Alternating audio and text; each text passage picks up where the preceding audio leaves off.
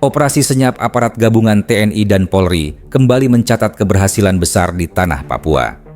Selama 2 hari, sejak tanggal 5 hingga 6 November 2025, pasukan elit gabungan dari Satgas Operasi Damai Cartens, Brimob, serta infanteri TNI melakukan operasi di 2 lokasi berbeda, yaitu wilayah Nabire dan Yahukimo.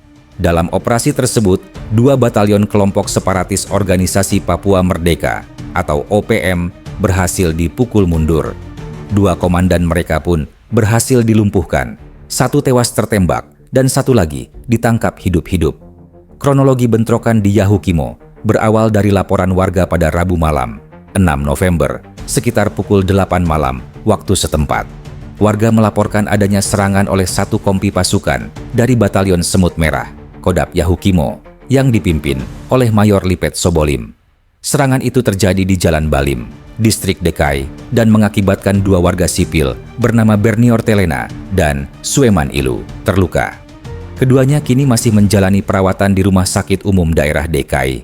Mendapat laporan tersebut, aparat keamanan segera bergerak cepat ke lokasi. Baku tembak pun tidak terhindarkan. Dalam kontak senjata yang berlangsung sengit, puluhan anggota OPM akhirnya kabur meninggalkan lokasi.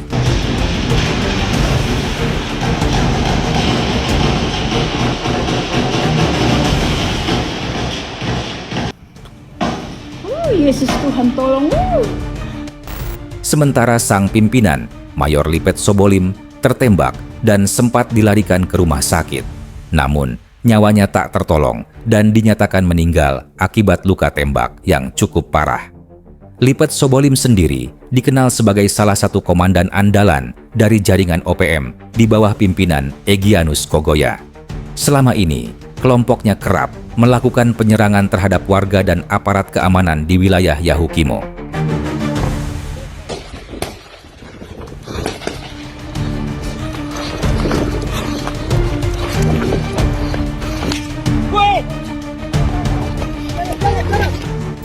Sementara di lokasi berbeda, tepatnya di Nabire, aparat juga berhasil menangkap 1 komandan OPM lainnya, yakni Mayor Supio Pogau. Ia ditangkap pada Jumat pagi, 7 November, di kawasan Pasar Kalibobo, Kabupaten Nabire, Papua Tengah.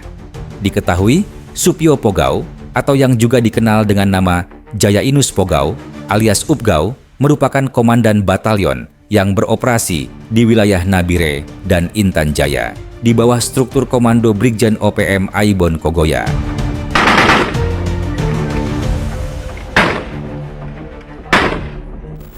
Kepala Satgas Operasi Damai Cartens, Brigjen Faizal Ramdhani, menjelaskan bahwa keberhasilan ini merupakan hasil koordinasi dan kecepatan pasukan di lapangan. Menurutnya, sinergi antara Satuan Brimob, TNI, dan Polda Papua menjadi kunci dalam operasi gabungan tersebut. Sementara itu, Wakil Kepala Operasi Damai Cartens, Kombes Pol Adarma Sinaga, menegaskan bahwa keberhasilan ini menunjukkan kesiapsiagaan aparat keamanan dalam menjaga keselamatan masyarakat dari ancaman kelompok bersenjata. Ia menambahkan, laporan warga menjadi faktor penting yang mempercepat respon petugas di lapangan. Dalam waktu kurang dari 2 jam setelah laporan diterima, tim berhasil bergerak dan melumpuhkan pelaku di lokasi kejadian. Dengan tertangkap dan tewasnya 2 komandan OPM di 2 wilayah berbeda, aparat berharap situasi keamanan di Papua, khususnya di Yahukimo dan Nabire, dapat segera kembali kondusif. Operasi Damai Cartens pun menegaskan akan terus melanjutkan patroli dan penegakan hukum terhadap sisa-sisa kelompok separatis yang masih bersembunyi di wilayah pegunungan Papua. Namun, di tengah keberhasilan aparat, kabar duka datang dari wilayah Mimika. Salah satu tokoh berpengaruh Organisasi Papua Merdeka, Panglima Kalikopi Jack Melian Kemong, dilaporkan tewas dalam insiden yang hingga kini masih menyisakan misteri. Informasi yang beredar menyebutkan, sang Panglima OPM tewas akibat luka tembak setelah terlibat konflik internal dengan kelompoknya sendiri. Namun, versi berbeda datang dari sumber lain di tubuh OPM yang menyatakan bahwa Jack Melian Kemong meninggal karena digigit ular saat melakukan operasi militer di wilayah pedalaman. Apapun penyebabnya, Kematian Jenderal Jack membuat situasi di tubuh OPM Mimika memanas. Sumber di lapangan menyebutkan bahwa pertikaian internal sudah lama terjadi, terutama akibat perbedaan arah perjuangan dan perebutan pengaruh di antara para komandan lapangan. Setelah kepergian Jack, Panglima Tinggi TPNPB, Jenderal Goliat Tabuni, segera menunjuk Jenderal Anis Bianal sebagai pengganti dan pemimpin baru di wilayah Kodap Kalikopi. Penunjukan itu diumumkan secara resmi melalui akun Facebook OPM Mimika pada Kamis, 6 November 2025.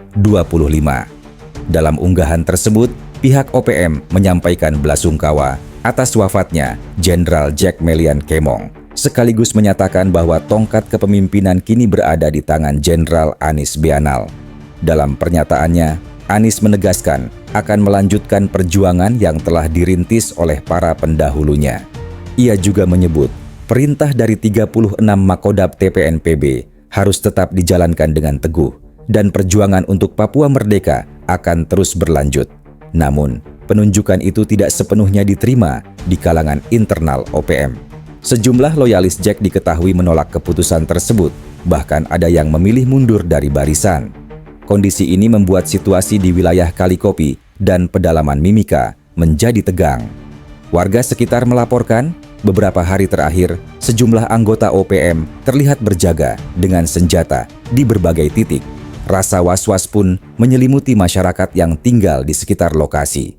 Sementara itu, aparat keamanan TNI dan Polri kini meningkatkan patroli di wilayah Mimika dan daerah sekitar untuk mencegah bentrokan susulan.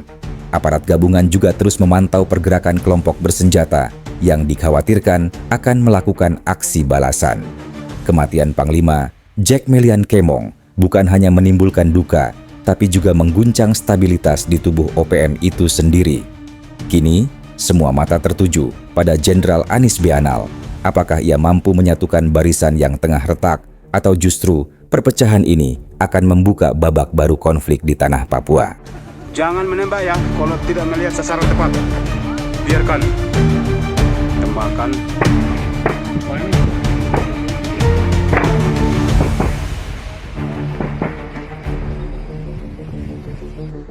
Dari arah bawah semakin ramai, langsung dipimpin langsung oleh Komandan Kodim Puncak. Eko, di situ ada perlindungan Eko.